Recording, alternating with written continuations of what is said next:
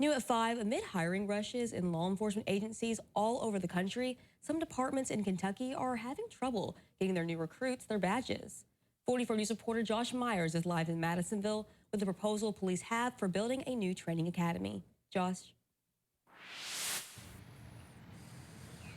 Now, from where I stand here in Madisonville, police recruits actually have to drive almost 3.5 hours to get to the police academy. It's statewide in Richmond, Kentucky. And because of that distance, there are some issues that come up. And because of that, local police departments here in Western Kentucky actually want to build their own police academy.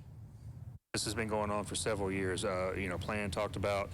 There's been a feasibility study done. Property has already been assessed, so to speak, so they know where it would go. So for right now, that's in the legislature's hands. The plans for the new police academy on the outskirts of Madisonville are now dependent on the support of state lawmakers for funding, and the proposal has its backers, such as Representative Wade Williams, also the former chief of the Madisonville Police Department. It really burdened the western part of the state in the travel time and a lot of those things associated with that. We tried to see what we could do to keep this thing going and to see if we could obtain funding for a long-term solution for the project. Currently, the majority of local law enforcement go through the Richmond Academy's 4.5-month-long course. Madisonville police say there's a 7 to 8 month wait list to send new recruits to the academy, lengthening an already long hiring process. Throughout the 18-week program, recruits live on campus and have limited opportunities to make the drive back home. At its longest, the drive for Western Kentucky recruits can be over 4.5 hours. Obviously, that causes strain on the family life. For some people, that might be too much, so that might prevent them from getting into the field altogether. A study by the state projected the cost of a new academy to be upwards of $150 million,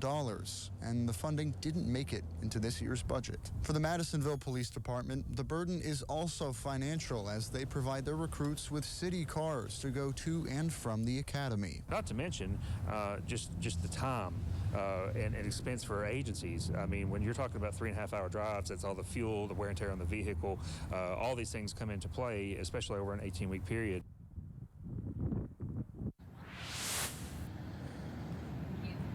Representative Williams did tell me that since the state legislature isn't approving funding for a new academy, they are looking for ways to decrease the wait time at the statewide Richmond Academy.